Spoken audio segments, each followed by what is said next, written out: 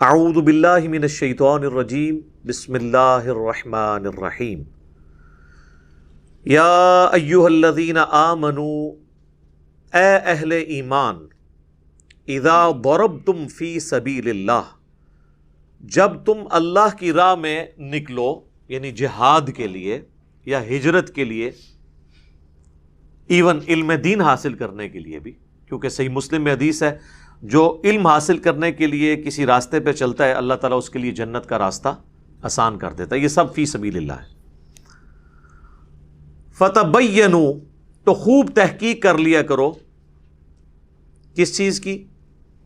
ولا تقولوا لمن القى الیکم السلام، اس بات کی تحقیق کر لو کہ جب کوئی تمہیں سلامتی بھیجے، السلام علیکم کہے، لست مؤمنا تو تم انہیں یہ مت کہو کہ تم مومن نہیں ہو، یعنی راستے میں جب کوئی ملے اور وہ کہے السلام علیکم تو تم یہ گمان کرو کہ یہ مسلمان ہی ہے۔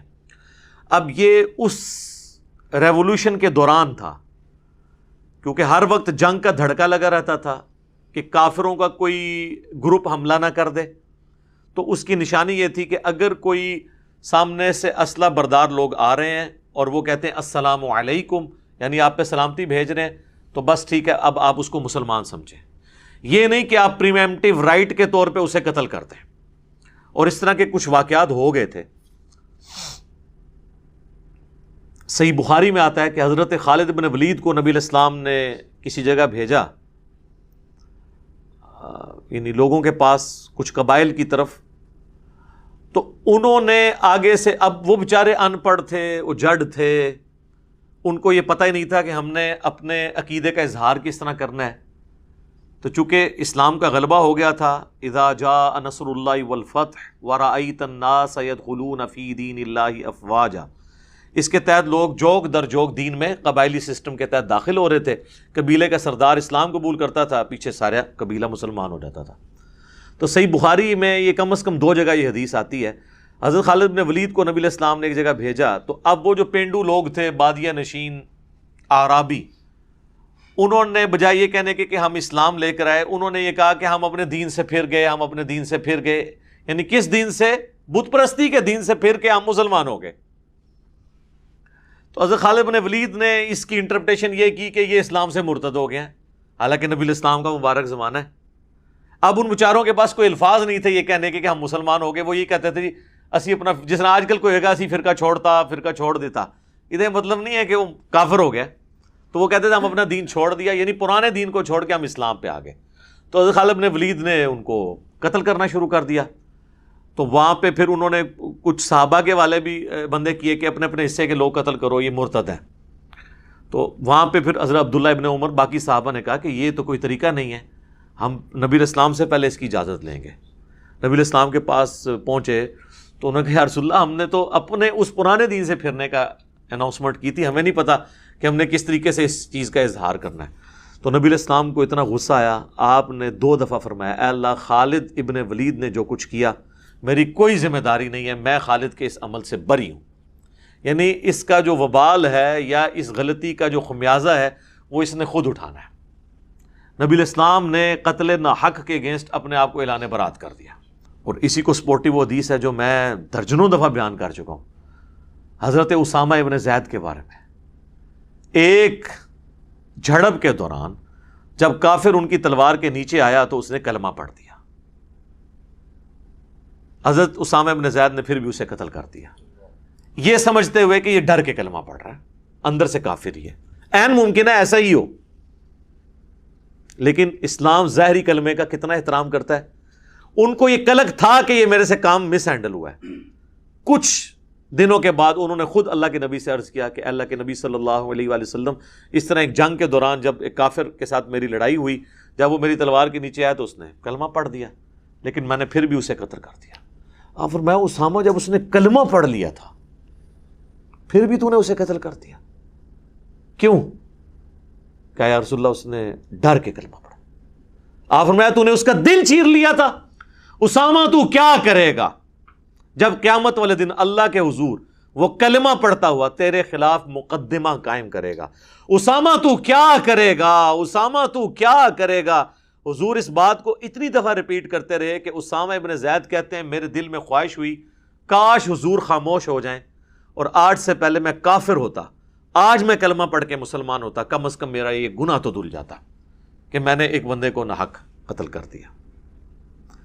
اچھا حضرت اسامہ نے نہیں کہا یا رسول اللہ میں نے دل چیر لیا تھا، کیونکہ اللہ کے ولی تو دل کا حال جان لیتے ہیں۔ ہمارے گھوڑے کے قدموں کی خاک اگر ہمارے گھوڑے کے نتنوں میں بیٹھے تو اس کو کوئی غوث کتب ابدال نہیں پہنچ سکتا، جب وہ دلوں کے حال جان لیتے ہیں تو یا رسول اللہ میں نے تو دل چیر لیا تھا۔ نا، اس زمانے میں عقیدے نہیں ہوتے تھے، یہ کہانیاں نہیں ہوتی تھی۔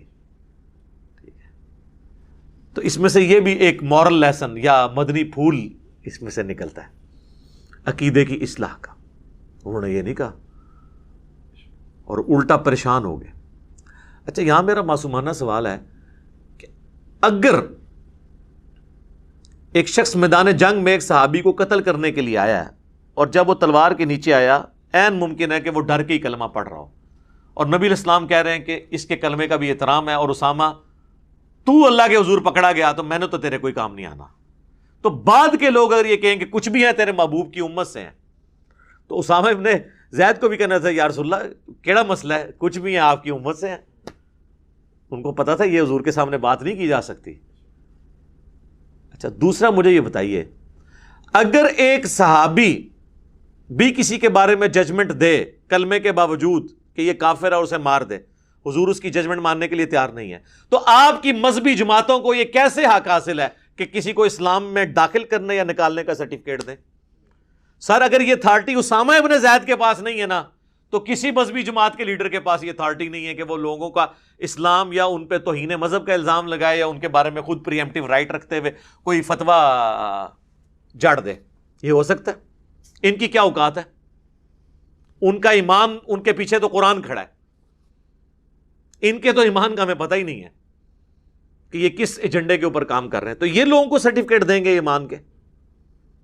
کسی کے پاس سرٹیفکیٹ نہیں ہے، بس جو کلمہ پڑھتا ہے اس کے ظاہری کلمے کا احترام ہوگا، باقی اگر وہ منافق ہے یا کوئی اور ایشو ہے وہ اللہ اور بندے کا معاملہ ہے، قیامت والے دن پولیس رات کے اوپر وہ الگ ہو جائے گا، لیکن دنیا میں آپ نے ظاہری کلمے کا احترام کرنا ہوگا، اور اگر آپ نہیں کر رہے ہیں تو اس کا مطلب ہے کہ آپ کا مرتبہ صحابہ سے زیادہ ہے، نعوذ باللہ۔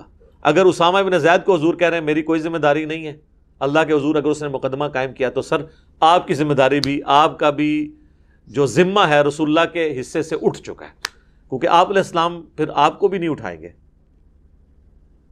انہوں نے نہیں کہا یا رسول اللہ آپ دعا کریں میرے لیے، خیر ہے میں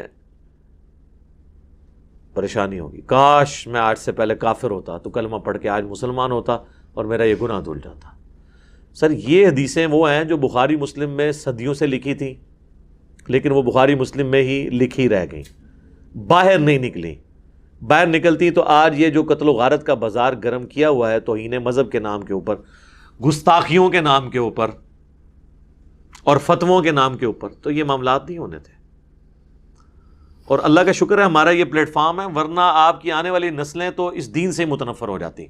جو دین کا حلیہ آپ نے بگاڑ کے پیش کیا ہے نا، مرنے اور مارنے والا، کسی نے اس دین کو قبول ہی نہیں کرنا تھا۔ انہوں نے کہا یہ تو ہم انسیکیور ہیں۔ ایک گورا کافر ہے، سیکیور ہے، جیسے ہی مسلمان ہوتا ہے انسیکیور ہو گیا، کیونکہ اگر وہ شیعہ ہو گیا تو دیوبندی اور بریلوی اور اہل حدیث کہیں گے اس کو مار دو، اور اگر وہ اہل حدیث ہو گیا تو بریلوی اور دیوبندی کہیں گے انگریزوں کی پیداوار ہے، خوارج کی جماعت ہے۔ دیوبندی ہو گیا تو بریلویوں نے کہنا گستاخ رسول ہے، بریلوی ہو گیا تو باقیوں نے کہنا ہے مشرک ہے۔ تو وہ تو کہے گا پائی میں باہر ہی ٹھیک ہے، منو سکون زندگی گزارن دیو، جڑی 4 دن دی زندگی میں سکون نال کٹ لواں۔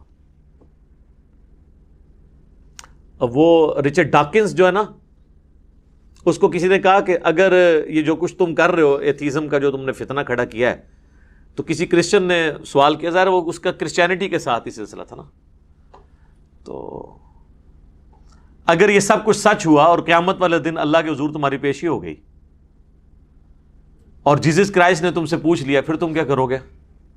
اس نے کہا کہ میں ادھر جیزس کرائسٹ سے کہوں گا کہ جن لوگوں کے حوالے آپ اپنا دین کر کے گئے تھے نا، ان سے میں کم از کم بہتر تھا، ٹھیک ہے، اور یہ بات ریالٹی ہے، ان سے بہتر تھا جو کچھ انہوں نے دین کا حلیہ بگاڑا ہے۔ تو اگر یہ دین آپ کا دین تھا جس کو آپ بھی قیامت والے دن آن نہیں کر رہے، جی یہ انجیل کے اندر لکھا ہے کہ قیامت والے دن لوگ حضرت عیسیٰ کے پاس آئیں گے کہ جیزس کرائسٹ ہم نے آپ کے نام پہ بے علاج مریض ان کو شفا دی اور یہ سب کچھ کیا، تو وہ کہیں گے سحقن سحقن لمن غیر بعدی، ان کو مجھ سے دور کر دو۔ یہی تو تھا جس کے اوپر وہ احمد دیدار صاحب نے وہ جمی سگارڈ سے مناظرہ جیتا تھا۔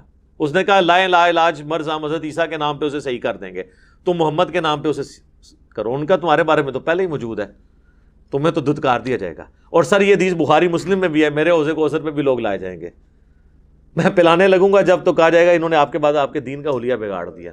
سحقن سحقن لمن غیر بعدی، اور اس میں الفاظ ہیں، میں بھی وہی کہوں گا جو عیسیٰ ابن مریم کہیں گے، اے اللہ جب تک میں ان میں موجود تھا ان پر گواہ تھا، جب تو نے مجھے اٹھا لیا پھر تو ان پر گواہ تھا، اب یہ تیرے بندے ہیں، چاہے انہیں معاف کر دے، چاہے ان کے ساتھ جو ہے وہ تو عذاب والا معاملہ کرے۔ تو اللہ فرمائے گا آج صرف سچوں کو سچا عقیدہ فائدہ دے گا۔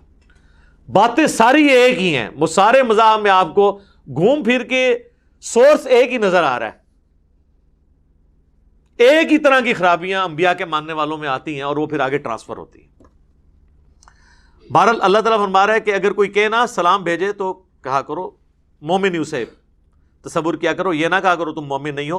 تب تغون عرض الحیات الدنیا، کیا تم دنیا کی جو دولت ہے اس کے سامان کی تلاش میں پڑ گئے ہو؟ یعنی اس میں یہ بھی لالچ ہوتی تھی نا، اگر کسی کو قتل کر دیا تو اس کا مال غنیمت میرے ہتھے چڑھ جائے گا، اس کی عورت میرے ہتھے چڑھ جائے گی۔ اب یہ دیکھ لیں، یہ بریلوی دیوبندی اہل حدیثوں سے بات نہیں ہو رہی ہے، صحابہ کرام سے ہو رہی ہے، ٹھیک ہے۔ ان کا بس چلے تو یہ آیتیں ہی قرآن سے نکال دیں گے، اس میں تو صراحتاً توہین صحابہ ہے کہ صحابہ کرام کو اللہ تعالیٰ کہہ رہا ہے کہ تم دنیا کی محبت کے طلبگار ہو، اور تمہیں کوئی اگر کہتے آ کے تو اسے مسلمان مان لیا کرو۔ ظاہر ہے یہ عبداللہ ابن ابی کے بارے میں تو نہیں آیا نا، وہ تو پہلے ہی مسلمان نہیں تھے، ان کو کسی کے اسلام سے کیا غرض تھا۔ فعند اللہ مغانم کثیرہ، پس اللہ کے پاس تو بہت غنیمتیں ہیں، وہ تمہیں غنی کر دے گا۔ دنیا میں تو ابھی قادسیہ اور یرموک کے بعد اربوں ڈالرز تمہارے پاس دنیا کے آنے والے ہیں، اور آخرت کی تو جنتیں تمہارا انتظار کر رہی ہیں، کوئی ٹینشن نہ لو۔ کذالک کنتم من قبل، کتنی زبردست بات آئی، تم بھی تو پہلے یہی کچھ تھے نا، تم بھی تو کافر ہی تھے نا۔ تو اپنے آپ کو جو میں اکثر لوگوں کو کہتا ہوں، یار آپ لوگ بھی تو پہلے بریلوی دیوبندی اہل حدیث شیعہ تھے نا، تو آج دوسروں کو بھی تھوڑا مارجن دیں۔ اگر کسی کو بات سمجھ نہیں آتی ہے تو اسے قطع تعلق ہی نہ کریں۔ شروع میں تو آپ کو بھی سمجھ نہیں آتی تھی نا، آہستہ آہستہ بات سمجھ آئی، تو اب اپنی جگہ اس کو بھی رکھ کے دیکھیں کہ آپ جب یہ تھے تو آپ بھی یہی کچھ سوچتے تھے، تو اس کو ٹالرنس کے ساتھ بیہیو کریں۔ اس طرح تم بھی تو پہلے اسی طرح تھے۔ فمن اللہ علیکم، تو اللہ نے تم پر انعام فرمایا، احسان فرمایا۔ فتبینوا، تو دیکھو خوب تحقیق کر لیا کرو۔ اس سے پتہ چل گیا کہ یہ صحابہ کرام کے بارے میں یہ کہ اللہ نے تم پر احسان کیا، تمہیں ایمان کی دولت ملی۔ اب کوئی نیو مسلم آئے تو اس کے بارے میں بدگمانی نہ کیا کرو، اور اس چکر میں نہ رہو کہ اس کو مار کے میں دنیا کا مال حاصل کر لوں گا۔ سر یہ آیات واضح ثبوت ہیں اس بات کا بھی کہ اسلام تلوار کے زور پہ نہیں پھیلا، اسلام نے آخری درجے تک تلوار کو اوائڈ کیا کہ اس لیول تک بات نہ پہنچے۔ ان اللہ کان بما تعملون خبیرا، بے شک اللہ تعالی خوب واقف ہے اس سے جو کچھ تم کر رہے ہو۔